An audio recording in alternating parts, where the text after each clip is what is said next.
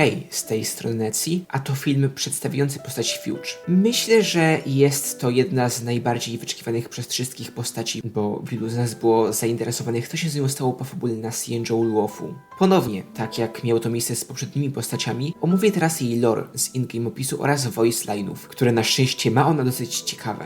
Dla osób, które z jakiegoś powodu nie wiedzą, kim jest Fuge, znana też jako Ting Yun, jest to foksjanka zamieszkująca Luofu, należąca do gildii kupieckiej. Od młodych lat marzyła o tym, by móc podróżować między gwiazdami i jej praca to umożliwiła. Jak wiemy z questów na Luofu, została ona w pewnym momencie zaatakowana przez Legion Antymaterii, a następnie jej ciało i tożsamość zostały przyjęte przez Fantylię, jedną z emanatorów destrukcji. W ten sposób udało jej się oszukać wszystkich na Luofu, przetestować wytrzymałość ciała Ting Yun i prawie zniszczyć to miejsce, czemu zapobiegli bezimienni i Jin Yuan. Z questu z wersji 2.7 wiemy natomiast, że prawdziwe ciało Ting Yun zostało znalezione przez Luocze, który przekazał je Ruan Mei, by ta mogła ją wskrzesić, przy okazji zmieniając ją w pewnego rodzaju broń. Z tymi informacjami przechodzimy do opisów lore Fuge z gry.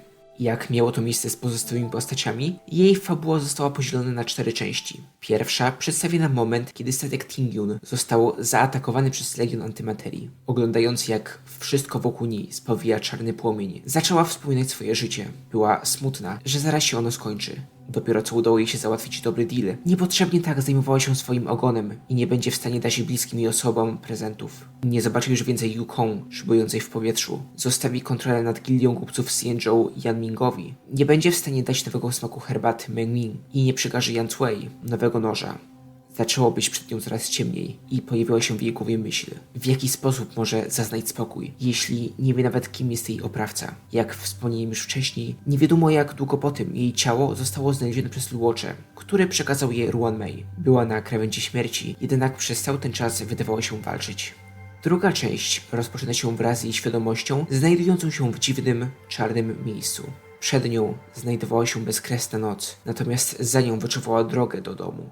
Cofając się, mogła zobaczyć znajome miejsca i usłyszeć głosy przyjaciół.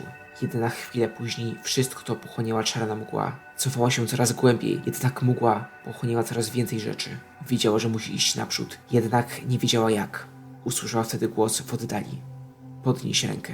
Gdy to zrobiła, jej dłoń wyemitowała światło, które było jej przewodnikiem w otchłani. Idź naprzód, słyszała. Cień próbował się przebić w jej stronę, jednak świetlna bariera mu na to nie pozwalała. Uniosła swój wachlarz, który wyglądał jakby miał się zaraz zapalić. Idź naprzód.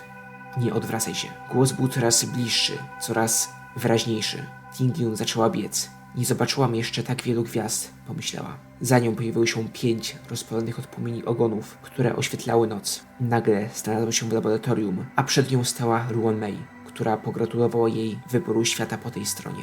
Trzecia część opowiada o okresie czasu, gdy Ting Yun przebywała w laboratorium Ruan Mei. Od niej dowiedziała się, że nie będzie w stanie pozbyć się znajdujących się wewnątrz niej fragmentów destrukcji i musi nauczyć się żyć z przewlekłym bólem. Każdego dnia robiła to, co geniusz jej kazała, dzięki czemu jej kondycja poprawiała się.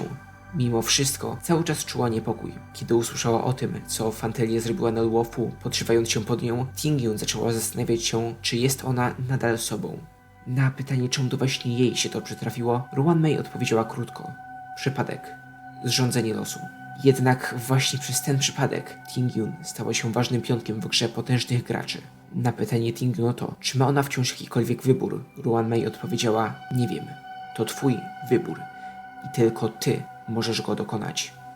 Ostatnia, 4. część ich profilu ukazuje moment, gdy razem z bezimiennymi przybywała na Penacony, czekając na delegację z Luofu. Spotkała tam wiele osób, z którymi rozmawiała o swoich marzeniach. Jeden z nich powiedział jej nawet, że przypomina mu ona pewnego kupca z Luofu o imieniu Ting Yun. Przeprowadzając rozmowy, Ting Yun dało się zdecydować, jaki kierunek postanowi obrać. Jak powiedziała, jeśli jestem w stanie oślepić potęgi swoim wejściem, będzie to się liczyć jako podróż do samych krańców nieba. Teraz przejdźmy do voice line'ów, dzięki którym dowiadujemy się, czemu Ting Yun nazywa się teraz Fuge. Imię to nie jest stałe. Chce nadawać ją w ten sposób tylko przez jakiś czas, aby móc w stanie odróżnić prawdziwą Ting Yun od grającej ją przez dość długi okres czasu w Fantylii. Jak mówi, Fuge to ktoś, kto nie może powrócić do znanego mu miejsca. Ktoś, kto stracił samego siebie. Jednak to też ktoś, kto rozpoczyna kompletnie nową wędrówkę.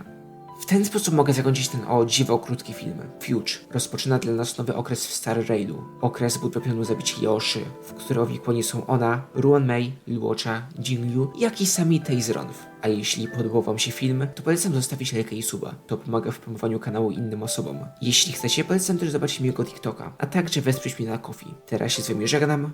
Pa pa.